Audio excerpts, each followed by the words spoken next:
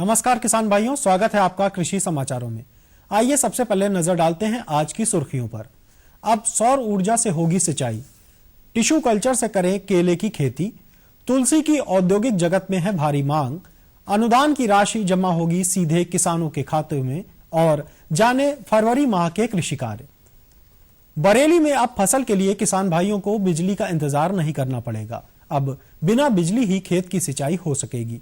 इसके लिए प्रदेश सरकार ने सोलर फोटोवोल्टिक पंप योजना शुरू की है। सौर ऊर्जा के 6 घंटे बैटरी चार्ज से किसान भाई 9 घंटे तक सिंचाई कर पाएंगे। इससे न केवल बिजली की बचत होगी बल्कि फसल की लागत भी कम आएगी। प्रदेश सरकार ने प्रदेश में पहली बार फोटोवोल्टिक पंप योजना को लॉन्च किया है। इस योजना के तहत किसानों को सोलर पंप मुहैया कराए जाएंगे। खर्चों की बात करें तो बड़े पंप यानी 5 हॉर्स पावर पर 9.86 लाख रुपए की लागत आएगी, जिसमें 50% अनुदान भी सरकार द्वारा दिया जाएगा। 3 हॉर्स पावर के पंप पर 5.70 लाख रुपए लागत आएगी, जिसमें सरकार की तरफ से 4.27 लाख रुपए का अनुदान देय होगा। इसी तरह 2 हॉर्स पावर के पंप की लागत राशि 3.42 लाख रुपए होगी, जिसमें अनुदान राशि 2.56 लाख रुपए होगी। उत्तर प्रदेश में केला गन्ने के बाद दूसरी सबसे ज्यादा उगाई जाने वाली नकदी फसल के तौर पर उभर के सामने आ रहा है। खासकर टिश्यू कल्चर से खेती करने वाले किसान सालाना लाखों रुपए का मुनाफा कमा रहे हैं। केला उत्पादन में उत्तर प्रदेश 8वें स्थान पर है, जबकि पहला नंबर तमिलनाडु का है।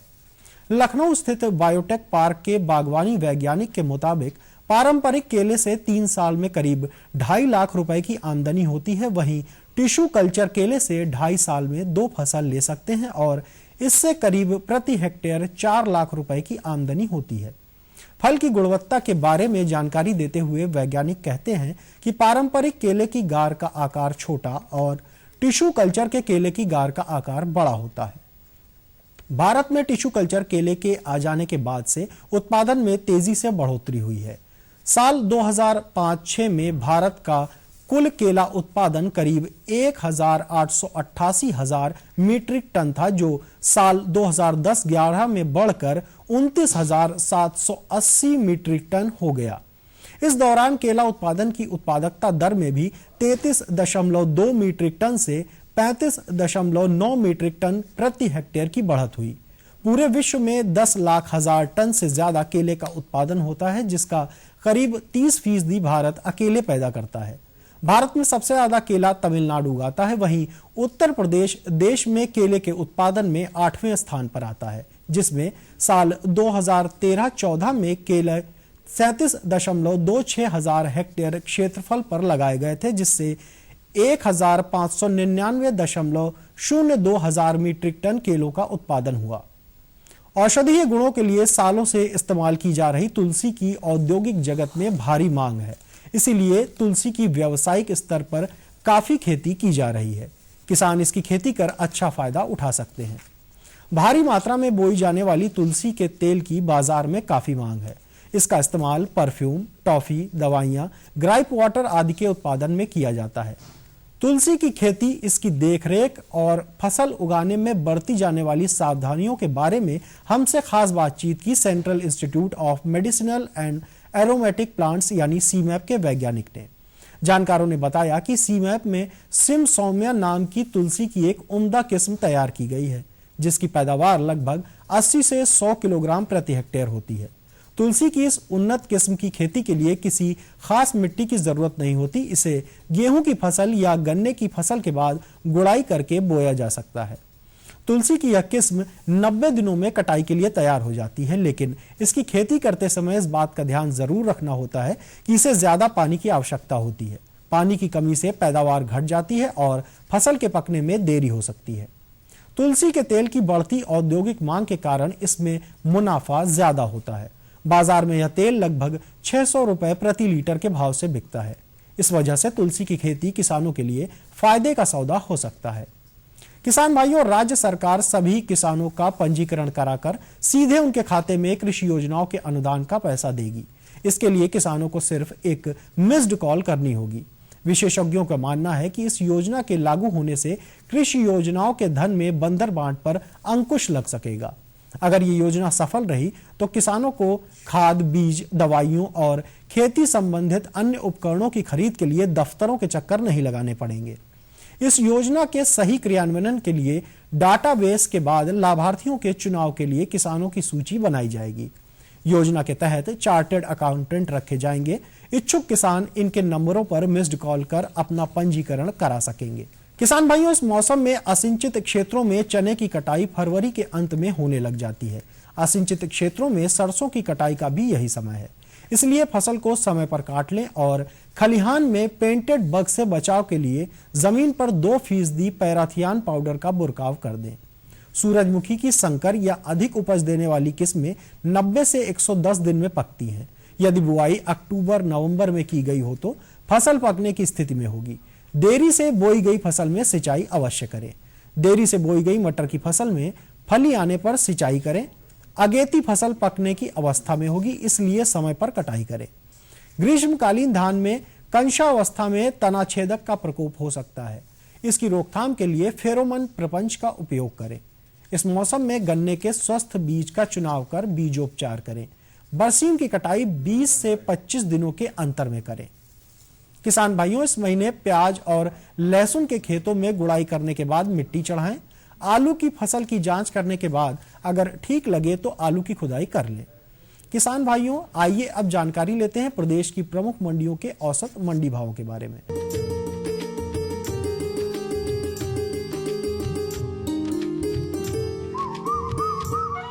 सबसे पहले बात करते हैं गेहूं के भावों की। लखनऊ की मंडी में गेहूं का भाव 1,600 रुपए प्रति क्विंटल, कानपुर में 1,640 रुपए, आगरा में 1,620 रुपए प्रति क्विंटल और इलाहाबाद की मंडी में गेहूं 1,610 रुपए प्रति क्विंटल के हिसाब से बिका।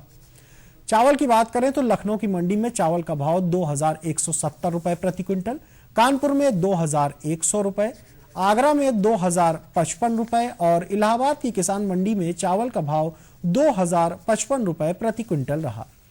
इसी तरह अरहर की दाल के भाव पर नजर डालें तो लखनऊ की मंडी में अरहर की दाल 7,160 रुपए प्रति क्विंटल, कानपुर में 6,940 रुपए, आगरा में 7,570 रुपए और इलाहाबाद की मंडी में अरहर की दाल 7,180 रुपए प्रति क्विंटल के हिसाब से बिकी।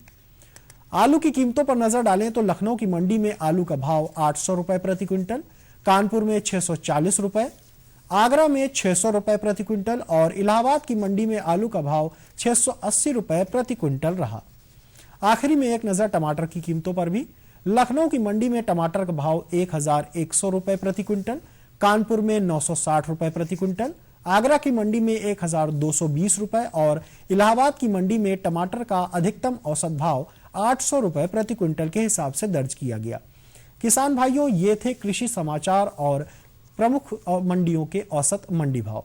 अनुमति दीजिए, मिलते हैं समाचारों के अगले अंक में। नमस्कार। और बताओ।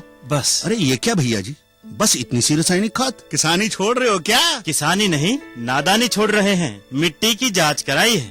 अब तो लालाजी जितनी जरूरत है उतने ही उर्वरक खेत में डालेंगे। हाँ, किसान भाई आज ही अपने जिले की नजदीकी भूमि परीक्षण प्रयोगशाला में मिट्टी की जांच जरूर करवाएं और मिट्टी में पोषक तत्व, नमी व पौधे के विकास को देखते हुए केवल जरूरत के अनुसार ही पोषक तत्व डालें। और हाँ, मिट्टी में गंधक, जस्ता, बोरोन जैसे सूक्ष्म पोषक तत्वों का पता लगाना भी न भूलें।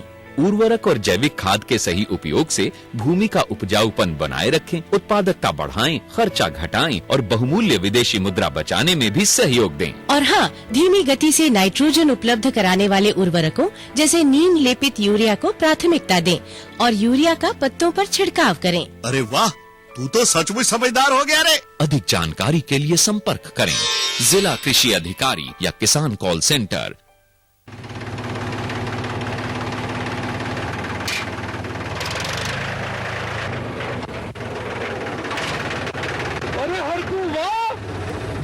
कीटनाशक और आज खाद भी। अरे इतना खर्चा कहाँ से? अरे खर्च की चिंता किसे है, मेरे पास है ये किसान क्रेडिट कार्ड। कार्ड? अरे बैंकों द्वारा जारी इस कार्ड से किसान उसकी सीमा तक की रकम कभी भी बैंक से निकलवा सकता है और खेती बाड़ी की सामग्री कभी भी खरीद सकता है।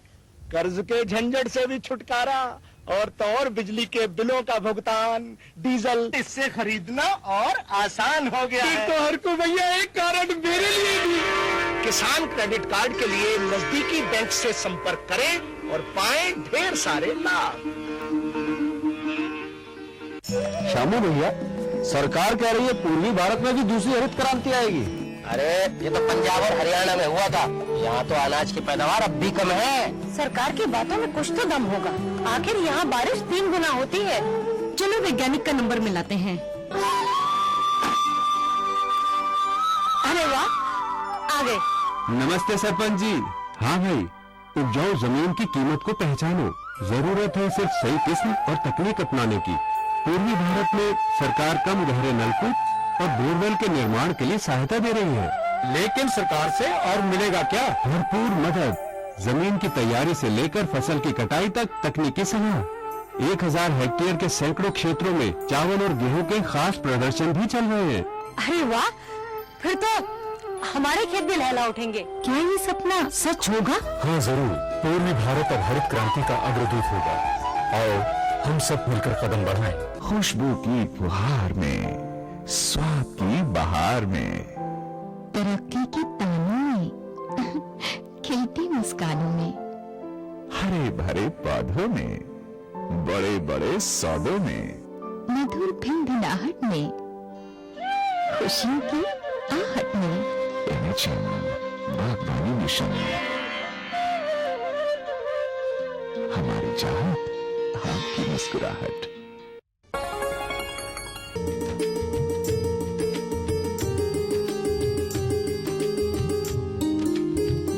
किसान भाइयों नमस्कार। कार्यक्रम कृषि दर्शन के आज के अंक में कृषि समाचारों के बाद एक बार पुनः आप सभी किसान भाइयों का स्वागत है। किसान भाइयों, आप गेहूं की जो बुआई कर चुके हैं, फसल की बुआई कर चुके हैं। कुछ किसान भाइयों ने समय से बुआई की है, कुछ किसान भाई हमारे ऐसे जिन्होंने विलंब की दशा में गेहूं की बुआई की है, और कुछ किसान भाई ऐसे जिन्होंने अति विलंब की दशा में जो है लगभग जनवरी के आसपास बुआई की है। लेकिन इन सभी बातों को ध्यान में रखते हुए बुआई तो हम कर चुके हैं, लेकिन हम फसल की देखभाल कैसे करें, उर्वरक प्रबंधन करना है, सिंचाई की व्यवस्था करनी है, रोग और कीटों से जो है हमें फसल को बचाना है ताकि एक बेहतर उत्पादन हम प्राप्त कर सके। तो इन्हीं सब बातों को ध्यान में रखते हुए आज के अंक में हम जानकारी प्राप्त करेंगे कि जो है गेहूं की फसल की देखभाल कैसे करें। इस विषय को विस्तार से बताने के लिए हमारे साथ मौजूद हैं कृषि विज्ञान केंद्र सोनभद्र से कार्यक्रम समन्वयक डॉक्टर शैलेश कुमार सिंह जी। आइए उनका स्वागत करते हैं। डॉक्टर साहब, बहुत बहुत स्वागत है कार्यक्रम कृषि दर्शन में। मैं अपने सभी किसान भाइयों से जानना चाहता हूं कि जो इस समय को ध्यान में रखते हुए, चाहे जिस समय भी गेहूं की बुआई की हो, नवंबर से लेकर जनवरी तक अगर किसानों ने बुआई की है, तो इस समय को ध्यान रखते हुए किन किन बातों का ध्यान रखना है? देखिए किसान भाइयों, हमारे तो गेहूं जो है रबी की मुख्य फसल है जी, और हमारे काफ़ी किसान भाइयों ने इसको समय से बुआई की होगी, जैसा आपने बताया नवंबर में। कुछ किसान भाई दिसंबर में विलंब से बुआई करते हैं, जो धान की लंबी अवधि वाली प्रजातियां लेते हैं। और कुछ किसान भाई हमारे ऐसे जिन्होंने तोरिया ले लिया हो, या मक्का के बाद तोरिया लेते हैं, तोरिया के बाद है, या अरहर के बाद करते हैं, तो अति विलंब की दशा में जनवरी में बुआई करते हैं। तो सभी फसल इस समय बुआई हो चुकी है, सभी फसलें खड़ी हैं। जो समय से बुआई की हैं उसमें काफ़ी किसान भाई हमारे शस्य क्रिया कर चुके हैं, जैसे कि उर्वरक प्रबंधन का उन्होंने कार्य कर लिया होगा, सिंचाई भी 2 से 3 सिंचाई उनकी पूरी हो चुकी होगी, और जो विलंब और अति विलंब की दशा में उसमें काफ़ी शस्य क्रियाएं भी बाकी होंगी। तो जो हमारी जो समय से बुआई किसानों ने की है, जो नवंबर में की है, उनके लिए मैं पहले ये बताना चाहूँगा कि अब इस समय आपको सबसे आवश्यक है कि हमारी जो जमीन है, जो हमारा खेत है, उसमें जल प्रबंधन की उचित नमी की व्यवस्था बनाए रखना बहुत जरूरी है। तो जैसे कि आपने पहले सिंचाई कर दी होंगी, जो बुआई के जो 60 से 65 दिन पर जो सिंचाई की जाती है, जो गांठ बनने की अवस्था कही जाती है, उस पर आपने सिंचाई कर दी होगी। अब इसके बाद जो किसान भाई आती है समय से बुआई वाले में कि 80 से 85 दिन बाद जो पुष्पावस्था वाली अवस्था अब आने वाली है हमारे किसान भाइयों की, जो समय से बुआई की हैं, तो वो इस अवस्था पर सिंचाई व्यवस्था सुनिश्चित करें। इसके बाद आती है 100 से 105 दिन की अवस्था, जिसको दुग्धावस्था कहते हैं। जब दाने में दूध बनने लगता है तो उस पर नमी अवश्य चाहिए। अगर उस समय हमारे किसान भाई जरा से भी लापरवाही कर देंगे, नमी नहीं रहेगी, तो दाना सिकुड़ जाएगा, तो हमारी उपज प्रभावित होगी। और तीसरी जो अंतिम सिंचाई है वो करीब 110 से 115 दिन पर सिंचाई करें, जब फलियों में दाना भरने की अवस्था आती है। तो इन अवस्थाओं पर किसान भाई ध्यान रखें कि जो हमारा जल प्रबंधन है, जो सिंचाई है, वो निश्चित समय पर हो, जिससे कि हमारी उपज प्रभावित ना हो। जिन्होंने अति विलंब से बुआई की है किसान भाइयों ने या विलंब से की है, उनको किस तरह का ध्यान रखना है? बिल्कुल यह सही कहा आपने। अब जो हमारे किसान भाइयों ने अति विलंब से बुआई की है, जैसे जनवरी में कुछ हमारे किसान भाइयों ने बुआई की होगी, तो उनकी फसल अभी 1 महीने की हुई होगी, उन्होंने पहली सिंचाई कर दी होगी, पहली सिंचाई के बाद यूरिया की एक टॉप ड्रेसिंग कर दी होगी। अब बात आती है दूसरी यूरिया की टॉप ड्रेसिंग, तो उसमें आता है उर्वरक प्रबंधन की बात कि किसान भाई उर्वरक प्रबंधन कैसे करें। तो देखिए किसान भाइयों, पहले आपने मिट्टी की जांच कराई होगी, उसके अनुसार संस्तुत उर्वरक की बात की गई होगी, उस पर उसका आपने प्रयोग किया होगा। या जो संस्तुत उर्वरक जो विलंब से बोए जाने वाले गेहूं के लिए है 80 किलो नत्रजन प्रति हेक्टेयर के हिसाब से, तो आधा नत्रजन और आपने डाल दिया होगा बुआई के समय, बचता है जो शेष उसका 1/4 पहली सिंचाई के बाद आपने डाला होगा, तो शेष बचा 20 किलो नत्रजन। वो 20 किलो नत्रजन आप दूसरी सिंचाई के बाद खेत में टॉप ड्रेसिंग करें। जो अब आपकी अति विलंब की दशा में जो हमारी है, इसमें आप टॉप ड्रेसिंग जो है अति विलंब की दशा में 20 किलो नत्रजन का प्रयोग अवश्य करें। ये आई उर्वरक प्रबंधन की बात है। अगर सिंचाई की व्यवस्था करनी तो क्या ध्यान रखें? हाँ, देखिए जैसे अभी हमने बताया समय से बोने वाले किसान भाई हमारे सिंचाई कर चुके होंगे, लेकिन अभी जो अति विलंब की दशा में जो हमारे किसान भाई हैं जिन्होंने देर से बुआई की है, उन्होंने अभी 1 सिंचाई की होगी या 2 सिंचाई की होगी। पहली सिंचाई 20 से 25 दिन पर जो क्रांतिक अवस्था आती है, और फिर किल्ले निकलने की अवस्था जो 40 से 45 दिन पर, ये करीब करीब 2 अवस्थाएं निकल गई होंगी या 40 से 45 दिन वाली अवस्था चल रही है किसान, उसमें सिंचाई अवश्य करें। इसके बाद जो 60 से 65 दिन पर आती है गांठ बनते समय की अवस्था, इसमें हमारे किसान भाई सिंचाई करें। फिर वही 80 से 85 दिन पर जो पुष्पावस्था है, और 100 से 105 दिन पर जो दुग्धावस्था है, जो फलियों में दूध बनने की अवस्था आती है, और उसके बाद एक आखिरी सिंचाई जो 115 दिन पर करें, जिसमें फलियों में दाना भरने की अवस्था। इन अवस्थाओं पर किसान भाई सिंचाई आवश्यक है। लेकिन ध्यान रखें कि जो अंतिम अवस्था है उस समय हवा चलती है तेज, तो किसान भाई हल्की सिंचाई करें, जिससे कि पौधों को गिरने का डर ना रहे। लगभग 4 अवस्थाएं हैं जिनको किसान भाई को ध्यान में रखना। अगर ये अवस्थाओं पर किसान भाई चूक जाते हैं, नमी नहीं खेत में रहती है, तो फिर उत्पादन प्रभावित होता है। बेहतर तरीका यह है कि लगातार किसान भाई जो हमारे वो खेत का निरीक्षण करते रहें, और जब भी लगे खेत में हल्की सी नमी कम है तो उसको उन अवस्थाओं पर सिंचाई अवश्य करें। साथ ही साथ जरूरत इस बात की डॉक्टर साहब होती है कि फसल को सुरक्षित रखना, खासकर रोग से और कीटों से।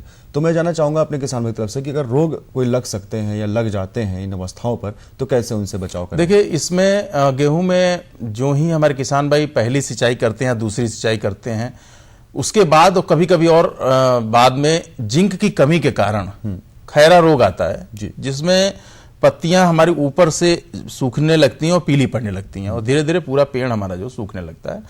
ये हमारे किसान भाई को पहले ही कहा जाता है कि आप बुआई के समय जो है 20 से 25 किलोग्राम जिंक सल्फेट का बेसल में प्रयोग करें, लेकिन हमारे किसान भाई नहीं कर पाते हैं, या जिन्होंने नहीं किया है और जिनके खेत में ये समस्या दिख रही है, जिंक की कमी के कारण हमारी पत्तियां ऊपर से सूख रही हैं, भूरी पड़ रही, कत्थई रंग की हो जा रही हैं, तो उसमें किसान भाई आप एक जिंक सल्फेट का छिड़काव करें, जिसमें आप 5 किलोग्राम जिंक सल्फेट और 16 किलोग्राम यूरिया प्रति हेक्टेयर के दर से आप 600 से 800 लीटर पानी में मिलाकर आप स्प्रे करें। और एक स्प्रे करने के बाद अगर आप 15 दिन बाद देखें कि आपको बीमारी फिर दिख रही है खेत में, तो आप उसका स्प्रे एक बार पुनः कर सकते हैं। यानी किसान भाई जब यूरिया का यानी उर्वरक प्रबंधन जिस वक्त कर रहे हो, अगर उनको लगता है कि ऐसा रोग दिखाई दे तब भी वो कर सकते हैं। और इसके बाद एक आती है खरपतवार। इस समय जो हमारे किसान भाइयों ने जो लेट से बुआई की है, उनमें जिनकी अवस्थाएं करीब 30 से 35 दिन या 40 दिन तक आ रही है, उन किसान भाइयों के लिए जरूरी है, और उन किसान भाइयों के लिए जरूरी है जिन्होंने समय से ही बुआई कर दी है, जिन्होंने खरपतवार नियंत्रण का प्रयोग किया होगा, खरपतवार नाशी का। तो देखिए किसान भाइयों, जो हमारे अति विलंब की दशा में किसान भाइयों ने बुआई की, उनके लिए जो खरपतवार अगर चौड़ी पत्ती वाला खरपतवार है, जैसे कि बथुआ है, सत्यानाशी है, तो इसके लिए किसान भाई 2,4-D सोडियम साल्ट आप ले लें 625 ग्राम प्रति हेक्टेयर के दर से, और इसको 600 से 700 लीटर पानी मिलाकर बुआई के करीब 30 से 35 दिन के बाद इसका स्प्रे करें। और जिन खेतों में सकरी पत्ती वाले खरपतवार हैं, गेहूंसा है या जंगली जई है, गेहूंसा हमारे किसान भाइयों के बहुत ज्यादा होता है, गेहूं की तरह होता है, इसलिए उसका नाम पहचान में नहीं आता, तो इसके लिए किसान भाइयों सल्फोसल्फ्यूरान 75 WG आप 33 ग्राम प्रति हेक्टेयर की दर से 600 से 700 लीटर पानी में मिला के इसका स्प्रे कर सकते हैं, जिस नियंत्रण हो सकता है। लेकिन जिन खेतों में ये दोनों प्रकार के खरपतवार हैं, चौड़ी पत्ती वाले भी और सकरी पत्ती वाले भी, वहां किसान भाई ये ध्यान रखें कि सल्फोसल्फ्यूरान जो 75% आ रहा है, उसकी 32 ml की मात्रा प्लस मेट सल्फ्यूरान 40 ग्राम प्रति हेक्टेयर की दर से इन दोनों दवाओं को मिलाकर 600 से 700 लीटर पानी मिलाकर इनका स्प्रे करें। ये इन दोनों दवाओं को मिलाएं जब अगर जहां चौड़ी पत्ती वाले और पतली पत्ती वाले दोनों खरपतवार दोनों दिखाई दे रहे तो वहां पर इसका छिड़काव करके हम बचाव कर सकते हैं। ज्यादातर नुकसान डॉक्टर साहब चूहे करते हैं, तो अगर उनसे बचाव करना है तो कैसे करें? देखिए किसान भाइयों, चूहा जो हमारे किसानों का सबसे बड़ा दुश्मन है जी, सबसे बड़ा दुश्मन का जो ही हमारी खेत परिपक्वता की स्थिति में आती है वहीं चूहों का प्रकोप बहुत ज्यादा बढ़ने लगता है, बहुत ज्यादा बढ़ने लगता है। वो खेत में बिल बना लेते हैं और काफी ज्यादा, आप अगर खेत में जाएं खड़ी फसल में तो पूरा का पूरा खेत जो है हमारा खा जाते हैं। तो उसके लिए किसान भाई ध्यान रखें कि आपको सचेत रहना पड़ेगा, खेत में आपको समय समय पर जाकर देखना पड़ेगा और जिंक फास्फाइड या बेरियम कार्बोनेट का आपको चारा बनाकर उसमें डालना पड़ेगा, खेत में जगह जगह पर रखना पड़ेगा। उसमें जिंक फास्फाइड का क्या करना है कि आपको 1 भाग दवा ले लेनी है, 1 भाग आपको सरसों का तेल ले लेना है और 48 भाग में आप या तो आटा ले लें या कोई और चारा हो उस चारा को मिला लें। मिलाने के बाद इसकी गोली बनाकर जगह जगह किसान भाई जहां आपको बिल दिख रहे हो खेत में, उन बिल के पास आप रख दें। जहां जहां आपको खेत में आशंका हो कि इस तरह का हो रहा है, मेड़ों पे रख दें और रखने के बाद 2-4 दिन बाद आप पुनः निरीक्षण करें खेत का, कि ऐसा तो नहीं कि अभी और चूहे हैं या चूहे मर गए हैं। अगर और चूहे दिख रहे हो तो आप पुनः इस दवा का प्रयोग कर सकते हैं। किसान भाइयों को लगातार खेत का निरीक्षण करते रहना होगा और जहां पर भी कहीं कुछ कमी दिखे उसकी पूर्ति करें ताकि एक बेहतर उत्पादन हमारे किसान भाई अपने खेतों में प्राप्त कर सके। इन सभी जानकारी के लिए आपका बहुत बहुत धन्यवाद। नमस्कार। तो किसान भाई, मुख्यतः हमें ध्यान ये रखना है कि लगातार अपने खेतों का जो है हमें निरीक्षण करते रहना है। कहीं पर भी हमें खरपतवार नजर आए उन्हें निकाल कर बाहर कर दें, चूहों से जो फसल को बचा कर रखें ताकि जो भी लागत आपने लगाई है उसका एक बेहतर मूल्य आप बाजार में प्राप्त कर सकें। ऐसी ही विभिन्न जानकारियां लेकर समय समय पर हम आते रहेंगे। तब तक के लिए नमस्कार।